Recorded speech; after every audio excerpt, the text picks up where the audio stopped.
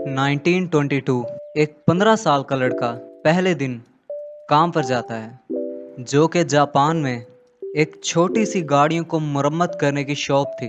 اس shop کے owner نے اس لڑکے کو ورک شاپ کی صفائی اور اپنے چھوٹے بیٹے کو سنبھالنے کا کام دیا۔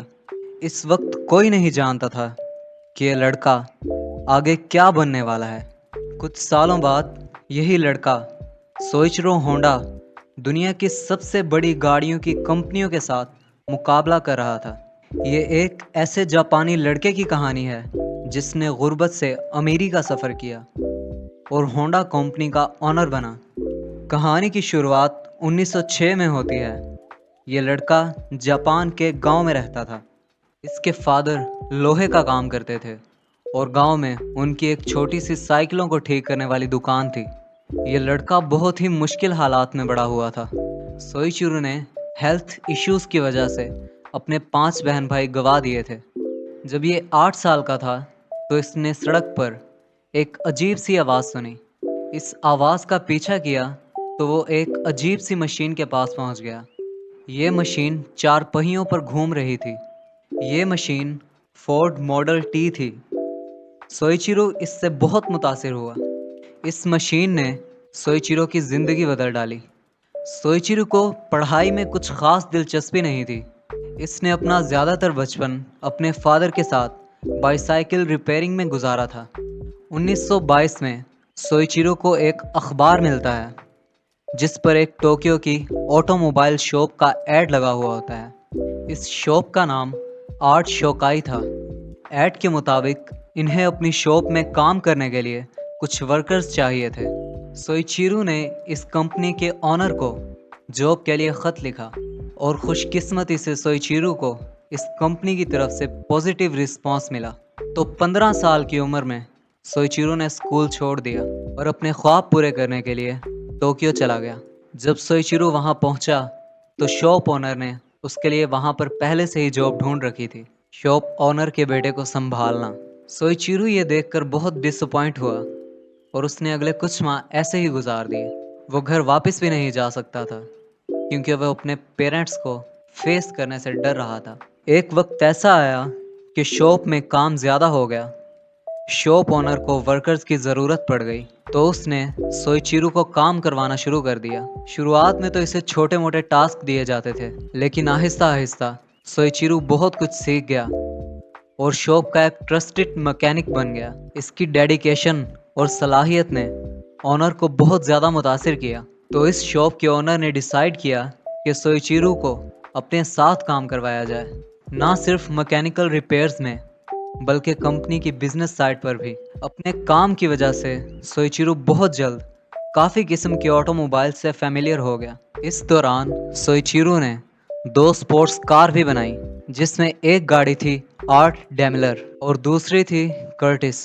یہ دونوں گاڑیاں یوزڈ انجنز کو استعمال کر کے بنائی گئی تھیں جنہوں نے جاپنیز موٹر کار چیمپئن شپ 1924 میں پہلی پوزیشن حاصل کی تھی۔ اس ریس میں سوئچرو ڈرائیور کے ساتھ مکینک کے طور پر بیٹھا تھا۔ اگلے کئی سالوں تک وہ آرٹ شوکائی میں ہی جاب کرتا رہا۔ 1928 میں اس کے مالک نے ایک اور برانچ کھولنے کا فیصلہ کیا۔ یہ برانچ ہماماتسو شہر میں اوپن ہونا تھی اور اس کی ساری ذمہ داری سوئچرو ہونڈا کے حوالے کر دی گئی۔ سوئچرو ہونڈا نے آرٹ شوکائی کی اس برانچ کو ایک مکینک کے ساتھ شروع کیا تھا اور صرف 2 ہی سالوں میں اس میں مکینکس کی تعداد 30 ہو گئی تھی۔ سوئچرو ہونڈا اب ایک بہت اچھا مکینک اور ریسنگ ڈرائیور بن چکا تھا۔ سوئچرو ہونڈا نے اپنے مالک کے لیے ایک سپورٹس کار ڈیزائن کی۔ یہ کار 120 کلومیٹر پر آور کی سپیڈ سے چل سکتی تھی اور اس نے پچھلی تمام سپورٹس کار کا ریکارڈ توڑ دیا تھا۔ سوئچرو ہونڈا خود کا مکینیکل سٹور کھولنا چاہتا تھا۔ 1936 میں ریسنگ کے دوران ہونڈا کا ایکسیڈنٹ ہو جاتا ہے جس کی وجہ سے وہ بہت بری طرح زخمی ہو جاتا ہے۔ اس کے جسم کی کافی ہڈیاں فریکچر ہو چکی تھیں۔ کچھ ماہ بعد جب وہ ٹھیک ہوا تو اس نے اپنے مالک سے ریکویسٹ کی کہ اب وہ مزید ایک مکینک کا کام نہیں کر سکتا بلکہ اس نے ایک آئیڈیا پیش کیا کہ کیوں نہ وہ سپیئر پارٹس بنانے کے لیے ایک الگ کمپنی شروع کرے۔ آرٹ شوکائی کے آنر نے سوئچرو ہونڈا کا یہ آئیڈیا ریجیکٹ کر دیا۔ اس کے بعد سوئچیرو ہونڈا نے ڈیسائیڈ کیا کہ وہ پارٹس مینوفیکچرنگ کی کمپنی خود ہی اوپن کرے گا۔ 1936 میں 30 سال کی عمر میں اس نے اپنے دوست کے ساتھ مل کے ٹوکائی سیکی ہیوی انڈسٹری کی شروعات کی۔ کمپنی اوپن تو ہو چکی تھی، لیکن سوئچیرو ہونڈا کے پاس کمپنی چلانے کے لیے پیسے نہیں تھے۔ وہ سارا دن آرٹ شوکائی میں کام کرتا اور رات میں اپنی کمپنی میں خود انجن پسٹن بنانے کی کوشش کرتا تھا۔ اگلے کافی عرصے تک وہ یہی کام کرتا رہا، لیکن اسے کوئی کامیابی نہ ملی۔ پھر اس نے میٹلرجی میں مہارت حاصل کرنے کے لیے ایک یونیورسٹی میں داخلہ لیا۔ 1939 میں 3 سال بعد وہ آخر کار ایک پسٹن بنانے میں کامیاب ہو ہی گیا۔ اب اس نے آرٹ شوکائی سے جاب چھوڑ دی اور اپنا پورا وقت پسٹن بنانے میں لگا دیا، لیکن اس کے پسٹن میں ابھی بھی کئی فالٹس موجود تھے۔ اس نے ٹویوٹا کمپنی کو اپنے پسٹنز آفر کیے تو ٹویوٹا کمپنی نے 50 میں سے 47 ڈیزائنز کو ریجیکٹ کر دیا۔ اس کے بعد اس نے الگ الگ کمپنی سے رابطے کیے اور اگلے کئی سال اس نے مارکیٹ کو سمجھنے میں لگا دیے۔ اس کے بعد سوئچیرو ہونڈا نے دوبارہ سے پسٹن بنانا شروع کر دیے۔ اس دفعہ سوئچیرو ہونڈا کے پسٹنز ہر کمپنی کے کوالٹی ٹیسٹ کو پاس کر رہے تھے۔ سوئچیرو ہونڈا کی کمپنی کو بہت زیادہ آرڈر ملنا شروع ہو گئے۔ ان آرڈرز کو پورا کرنے کے لیے سوئچیرو ہونڈا کی کمپنی نے 2000 سے زیادہ لوگوں کو کام پر رکھ لیا۔ لیکن سوئچیرو ہونڈا کی یہ خوشی چند ماہ کی مہمان تھی۔ سال 1941 ورلڈ وار 2 کے دوران گورنمنٹ نے کئی جاپنیز کمپنیز کو اپنے انڈر لے لیا، جن میں سے ایک کمپنی سوئچیرو ہونڈا کی بھی تھی۔ سوئچیرو ہونڈا کو ڈاؤن گریڈ کر کے اسی کی کمپنی کا سینئر مینیجنگ ڈائریکٹر بنا دیا گیا اور کمپنی کے ورکرز کو ملٹری سروس میں لگا دیا گیا۔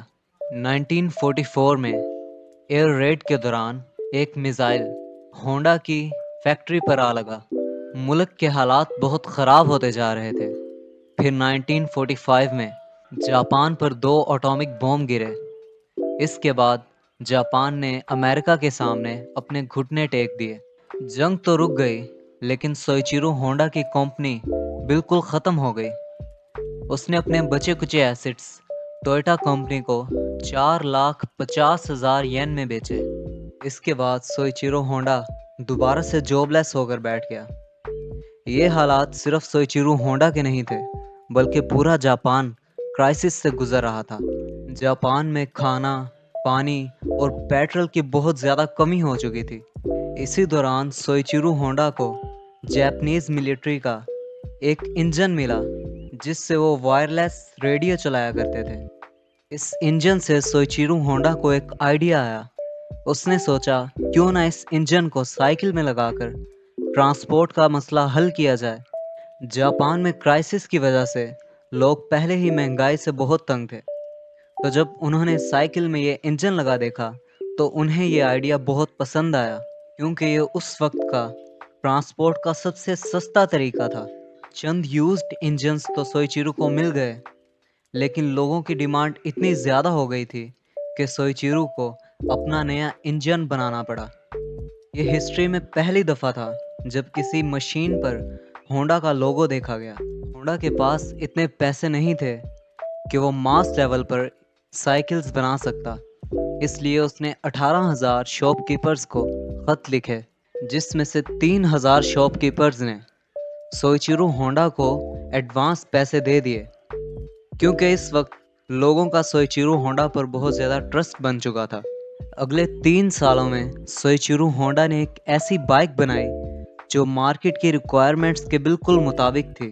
یہ بائک سپر کب کے نام سے لانچ کی گئی اور اگلے کچھ سالوں میں یہ بائک اتنی فیمس ہو گئی کہ اس نے امریکہ کی اپنی ٹرائمف اور ہارلے ڈیوڈسن کی سیلز کو پیچھے چھوڑ دیا۔